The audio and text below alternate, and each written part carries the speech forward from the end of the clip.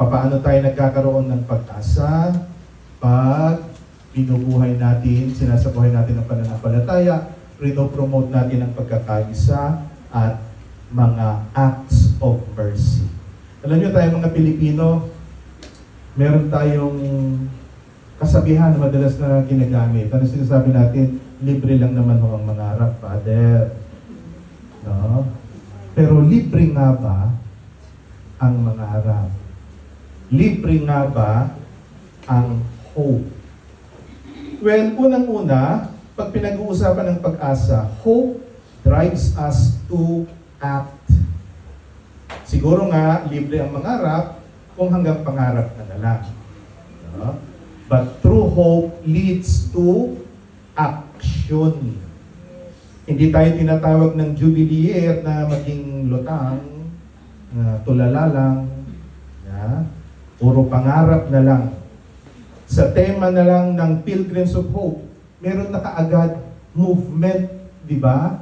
Alam niyo ba yung misa, kahit na, well, hindi masyadong napapansin dito, maliban na lang siguro kung linggo ng palaspas, kasi yung pari nanggagaling dun sa likod, no? Yeah. Tapos there is an entrance procession, no?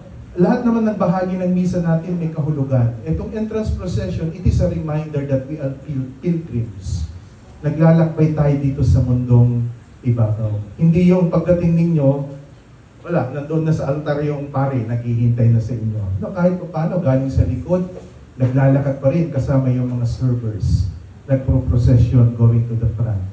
No? So there is an action, there is a movement. We are pilgrims, walang mananatili dito sa mundo forever. Tayo ay nakikiraan lamang. Tayo ay naglalakbay. No? At tanggap naman siguro natin na pag merong hope, yung object ng hope is something good. No? Wala naman siguro sa inyong nangangarap kumangit, di ba? Nakamit na natin yun eh. No? Ang pinapangarap mo is kumanda. Diba? Wala naman siguro nangangarap magkasakit. Ang pinapangarap natin, gumaling kung meron ka mang nararamdaman. No? So, hope is oriented towards a goal at yung goal na yan ay palaging mabuti. Kaya, pag pinagdadaanan natin itong jubilee year na to, no, we are geared towards improvement. No? Huwag tayong mapapakakontento dun sa, okay na yan. Ayos lang yan. Sabi nga, there is always a room of improvement. That is what hope is telling us. That is what this year is telling us. No? Magaling na kayong choir, how can you improve? Magaling kayong servers, magaling kayong readers, magaling kayong leaders. Paano pa natin yung mahihigitan? No? Kasi ang nakakalungkot naman, naniniwala naman tayo na mapagbibiyaya ang Panginoon, di ba? Amen. Binibless tayo ng Panginoon. Amen. Pero humihinto ba tayo sa paghingi ng blessing ng Panginoon? Hindi. Hindi. Di ba? Kaya pag humingi ka ng blessing na ibigay sa'yo, parang when you continue praying, parang kung sinasabi, Lord, higitan mo naman. Hindi, di ba? Yes. Dagdagan nyo naman. No, that grace was for today. That grace was for yesterday. Lord, bless me again tomorrow. Bless mo ulit ako sa darating na panahon, sa darating na buwan, sa darating na taon. So, kung yung grace na hinihingi natin, gusto nating may improvement, no? Ganun din sana sa ating mga pagsisikap. There should always be an improvement. Nakakalungkot naman kung buhos ng grasya ang Panginoon sa atin, tapos nagpapakontento lang tayo sa kung ano ang meron na. No? Hope is oriented towards a goal. Merong dream, merong target, merong objective. Kaya, para marating mo yon, gumalaw ka. Hope leads to action. Madalas nga lang, meron kasing, hindi kasi natin nare-realize na yung desire to action, merong malaking puwang na hindi na i-bridge, na hindi na itatawid. Yun na nga, libre pangarap, puro pangarap ka na lang. No? Gusto mo ba? Oo, gusto mo, pero you do not do anything para maisakatuparan. No? Natatakot tayong pumusta, nag-aalangan tayong sumulong. Bakit? Bakit ba? Bagamat hope is something very positive, meron tayong... Kasi yung hope mo rin madalas, it is something na hindi madaling makuha eh. Yes. No? Meron mga pamilya na, Father, ang hope ko lang naman, ang hinihiling ko lang naman is makakain kami araw-araw. Pero kayo hindi nyo na hinuhope yun eh. Realidad na yun eh. No? Bakit yun yung hope niya? Kasi hindi pa niya nararanasan yun. No? Bakit kanya pinagdarasan niya? Kasi parang ang dali-dali sa atin, pero ang hirap-hirap para sa kanya iyon. No? So, aside from being a call to action ng hope, it is also a call to perseverance. No? Yeah. Pagsisigasi. Hindi yung sinabi mo lang, okay na. At maliban dyan, madalas kasi, yung hope natin hindi na itatawid sa fulfillment kasi sa ating mga pangarap, nakakalimutan natin na maging kapartner ang Panginoon. No? Siguro, kasi pag sinabi natin na, magaling na kami sa ginagawa namin, okay na to. Okay na to, hindi ka na maasa. Pag kontento ka na doon, parang hindi mo na kailangan ng Panginoon. Yung upgrade. Di ba? Pero, if we are always trying to go beyond, no? Yung nire-reach natin, hindi pa tayo nakakarating doon. Sinasabi rin natin sa Panginoon na, Lord, this is something new for me. Kaya, samahan mo ako, tulungan mo ako, para ma-bridge yung dream into becoming a reality.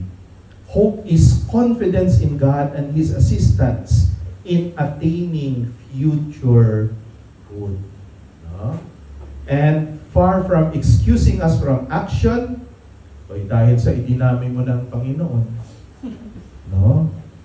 This is an added motive for you na gawin mo ang lahat ng iyong makakaya. No? Nandamay ka na eh. Panginoon pa ang dinamay mo. Lalo pa dapat mag-udyok ito sa atin upang makamit ang ating inaasam-asam.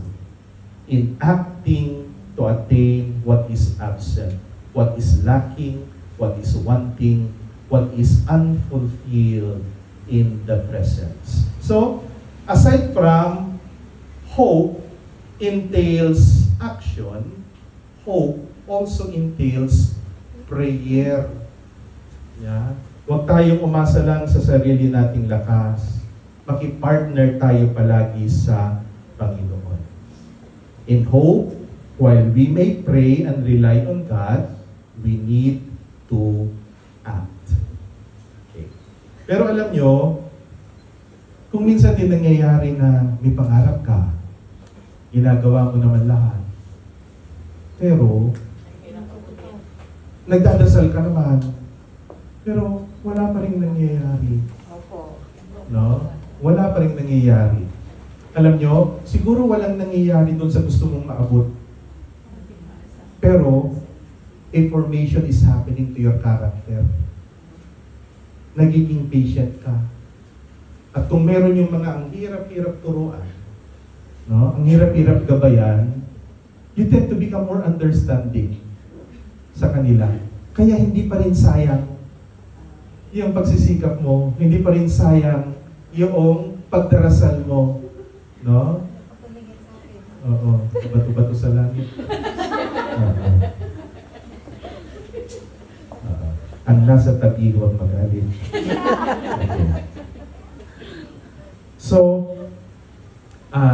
it still builds our character. And, ang iisipin natin, kung minsan, ang ganda nga naman, di ba, na yung inaasam-asam mo, mangyari sa panahon mo. Pero hindi ganoon ang Panginoon eh. He doesn't work according to our own schedule. He works according to His own schedule. Yeah? Kaya siguro, kahit yung hindi mo pa inaani, no? Yung bunga, magtanim ka pa rin, magsikap ka pa din.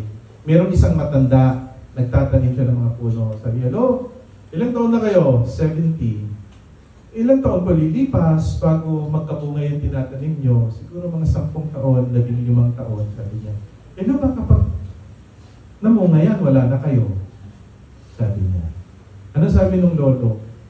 Siguro yung mga prutas na kinakain ko ngayon, kung yan din ang iniisip nung nagtanim noon, no? Wala akong makakain ngayon. Wala akong matitikman ngayon, sabi niya.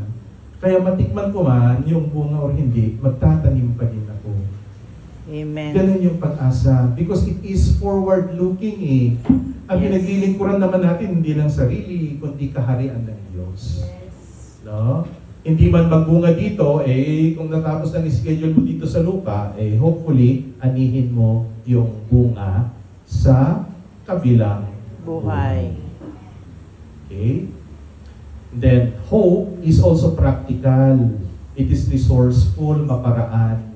It is diligent, masipag. It is innovative. Anong ibig sabihin ng innovative ang hope? It is groundbreaking. Yung nagtatanong ka, ano pa kaya pwedeng i-improve? Ano pa kaya pwedeng gawin? No? And somehow, along the way, Panginoon din ang mag-lead sa'yo. No? So, halimbawa, ewan ko, itong tradisyon na to, it seems to be present only sa Pangasinan. Pero kung matagal ka na siguro wala